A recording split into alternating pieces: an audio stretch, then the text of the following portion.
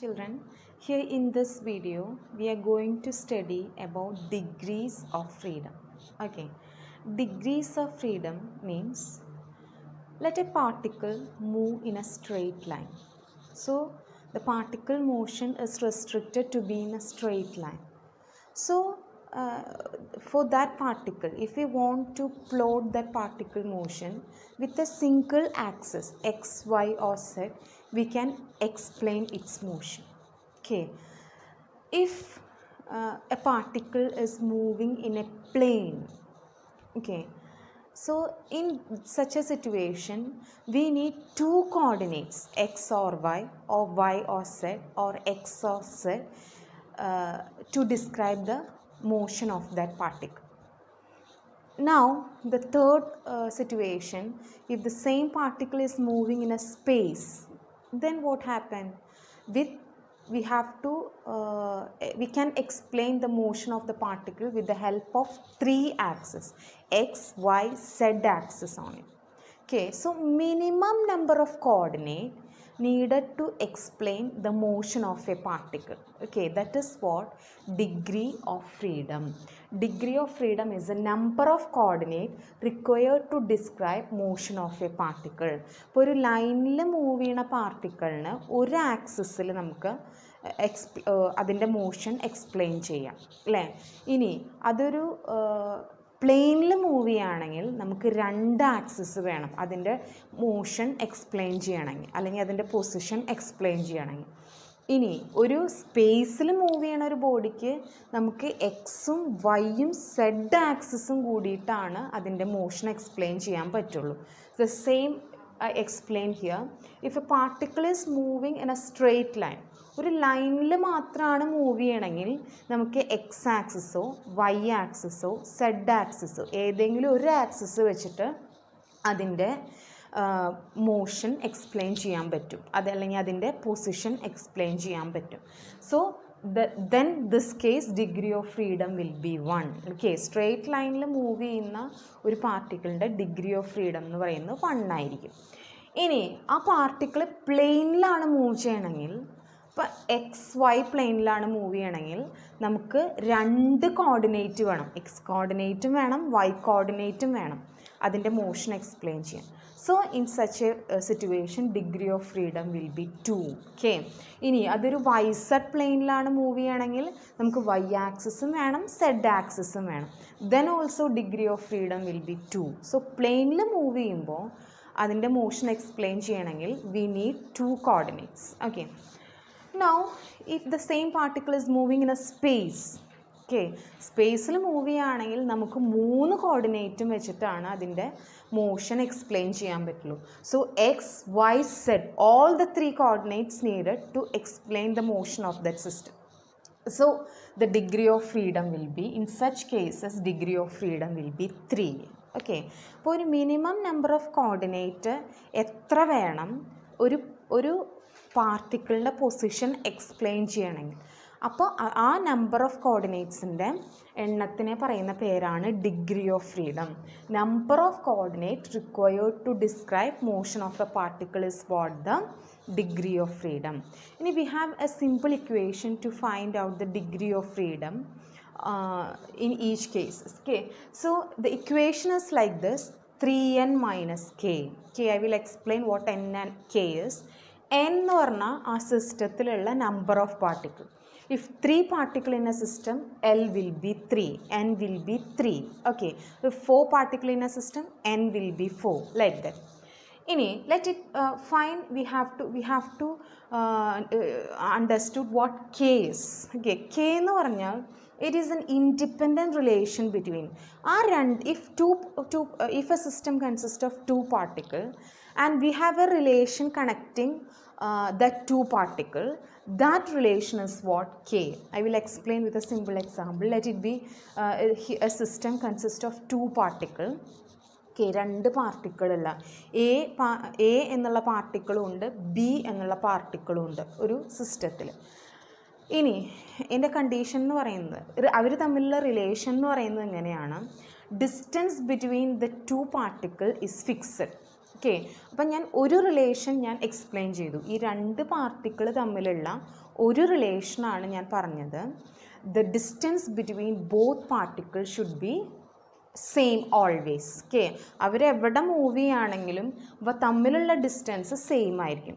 So I am explaining the system or the relation between two particles. I can explain only one relation. Okay, ഈ രണ്ട് particle തമ്മിൽ ഒരു റിലേഷനാണ് എനിക്ക് പറഞ്ഞത് ഞാൻ. അപ്പോൾ കെ എന്ന് പറയുന്നത് 1 ആണ്. ഓക്കെ, ഈ രണ്ട് പാർട്ടിക്കിൾ തമ്മിലുള്ള റിലേഷൻ ഒരു റിലേഷനെ ഞാൻ പറഞ്ഞുള്ളൂ, അതായത് ഇവ തമ്മിലുള്ള ഡിസ്റ്റൻസ് കോൺസ്റ്റൻ്റ് ആണ്. അപ്പോൾ കെ എന്ന് പറയുന്നത് 1 ആണ്. ഓക്കെ, അപ്പോൾ നമുക്ക് വേറൊരു രീതിയിൽ നമുക്കിതിനെ ഇൻ്റർപ്രറ്റ് ചെയ്യാം. ഇവ തമ്മിൽ ഉള്ള ഡിസ്റ്റൻസുകളിൽ ഇപ്പോൾ രണ്ട് പാർട്ടിക്കിൾ തമ്മിലുള്ള ഒരു ഡിസ്റ്റൻസ് സെയിം ആയിരിക്കണം അല്ലേ, അല്ലെങ്കിൽ ഇവ തമ്മിലുള്ള ഡിസ്റ്റൻസ് സെയിം ആയിരിക്കും. So I explain or I define one relation among this particle.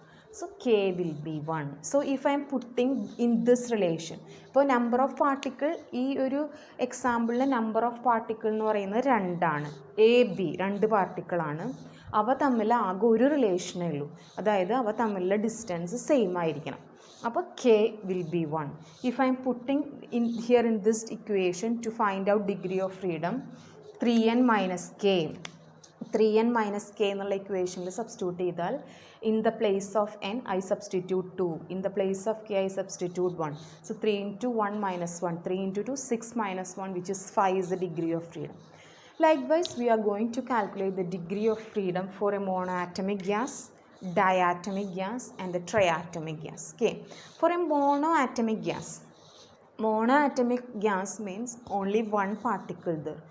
No any relation we can find out with any other particle because ഒരു പാർട്ടിക്കിളേ ഉള്ളൂ, പിന്നെ വേറൊരു പാർട്ടിക്കിളായിട്ട് എനിക്ക് റിലേഷൻ കാണാനില്ല. അപ്പോൾ n എന്ന് പറയുന്നത് 1 ആണ്, k എന്ന് പറയുന്നത് 0 ആണ്. There is only one particle, there is no relation between any other particle. So k is equal to 0. So if I am putting in this equation 3n minus k, 3 into, the relation will be like this, 3 into 1 minus 0, which is degree of freedom will be 3 itself. Okay, now in the second case we can see a diatomic particle. In the case of diatomic particle, two particle you can see the same example here. So it's a diatomic particle, number of particle is 2 and I find only one relation between this. So k is equal, ഒരു particular distance constant ആയിരിക്കണം. അപ്പോൾ ഒരു റിലേഷനെ ഞാൻ കണ്ടുപിടിച്ചിട്ടുള്ളൂ, k 1 ആണ്. So if I am putting n equal to 2, k equal to 1 in this equation, degree of freedom will be 5. Okay, now in the case of triatomic molecule, two possibilities are there. Molecules may be linear, sometimes molecules may be non-linear. So in the case of linear molecule, this is what the situation. 3 molecules will be there and all the 3 lying in a straight line. Okay, this is the situation. For a triatomic linear molecule, 3 മോളിക്യൂൾസും ലൈനിലാണുള്ളത്. അപ്പോൾ എത്ര distance constant ആവാം, ഇങ്ങനെയാണ് define ചെയ്യണത്. Distance between A B should be constants and distance between B and C should be constant. So I can find 2 relation between 3 particles. So k is equal to 2 and n is equal to 3 since it is 3 particles. So if I am substituting n equal to 3 and k equal to 2 in this equation, we will get degree of freedom as 7. Now non-linear molecule, the molecules are placed at the edges of a triangle. That will be the condition. Molecules will be there at the edges of a triangle. So triangle, if the 3 particle A, I will just redraw it. Let it be like this. 3 particle A, B, C, and the distance between the particle A, B will be constant. So first k, then distance between the particle B and C will be constant, second k, and the third distance between A and C should be constant. So the third k, so how many k you can see here? 3 k's, 3 distance constant ആണ്.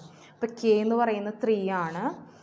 The n is equal to 3 particle, n equal to 3. If I am substituting this value here, we will get degree of freedom as 6.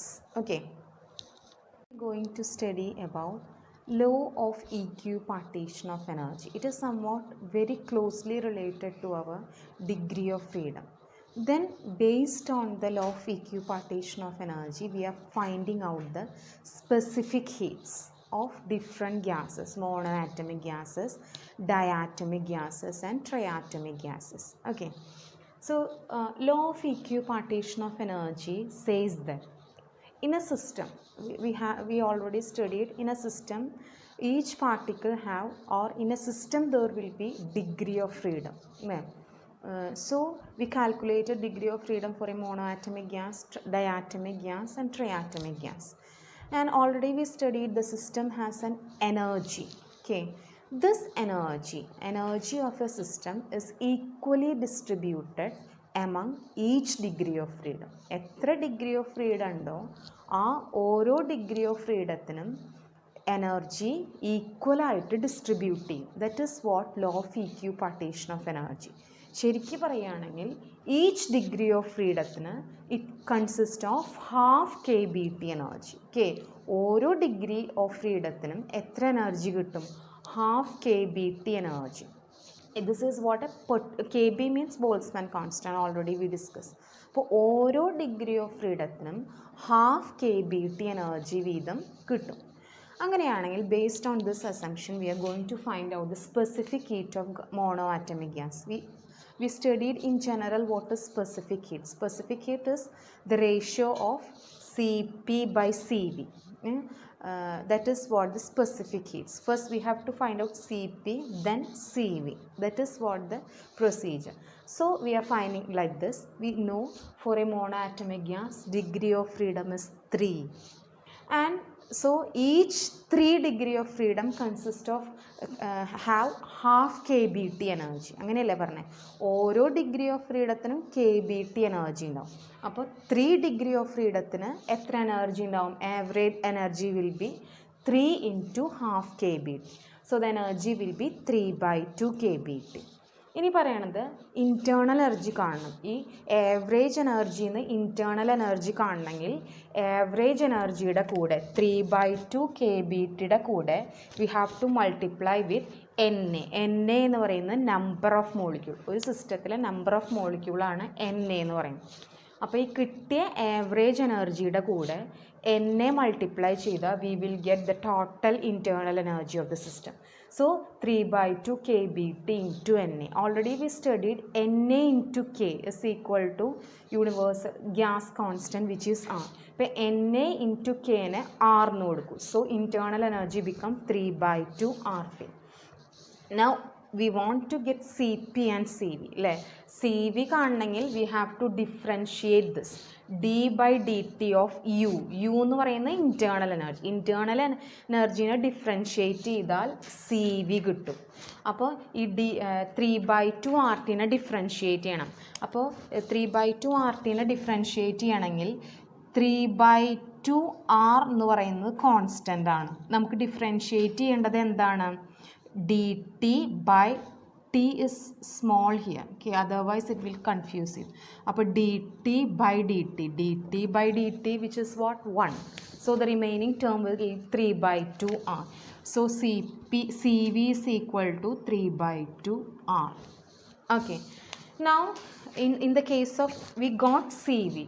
Now we want to get Cp. Cp is equal to Cv plus R. Cv കിട്ടിയതിൻ്റെ കൂടെ ഒരു R add ചെയ്താൽ we will get Cp. So 3/2 R plus R, which will be 5/2 R. So we want to get gamma, which is a specific heat.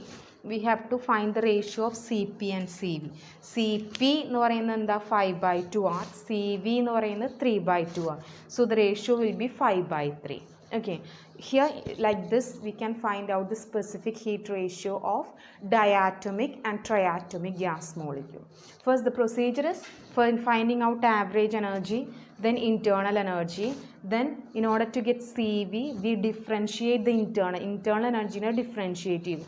അപ്പോൾ D T by D T D ടീനെ D T കൊണ്ട് differentiate ചെയ്താൽ we will get 1. So differentiate ചെയ്താൽ 3/2 R we will get. Then in order to get C P we വിൽ add R with the C V V. C V എന്ന് പറയുന്നത് 3/2 ആറിൻ്റെ അതിൻ്റെ കൂടെ ആർ ആഡ് ചെയ്തു. Then we are taking the ratio of both this. Okay, going to find out the specific heat of diatomic gas through the same method which we followed in the case of monoatomic gas. Here degree of freedom already we calculated, which is 5. Now average energy 5 degree of freedom, ഓരോ degree of freedom energy half kBT. So total energy is 5 into half kBT. ഇനി average എനർജീനെ internal energy കണ്ടുപിടിക്കാൻ 5/2 kBTയുടെ കൂടെ എന്നെ multiply ചെയ്തു. ഇനി എന്നെ into K B എന്ന് പറയുന്നതാണ് R. Then we want to find out C V. C V എന്ന് പറയുന്നത് നമ്മൾ പഠിച്ചതാണ്. C V is what differentiating U. So 5/2 ആർട്ടിനെ ഡിഫറൻഷ്യേറ്റ് ചെയ്താൽ 5/2 ആറിന് കിട്ടും. ഇതിൻ്റെ കൂടെ ആറ് ആഡ് ചെയ്താൽ we will get C P. Now we have to find the ratio between Cp and Cv. 7/2 R divided by 5/2 R. We will get the final answer, which is 7/5. Okay. Finding out the specific heat of a triatomic gas. For the triatomic gas, degree of freedom is 6.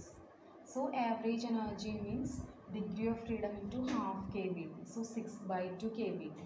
6/2 is 3/3 kBT.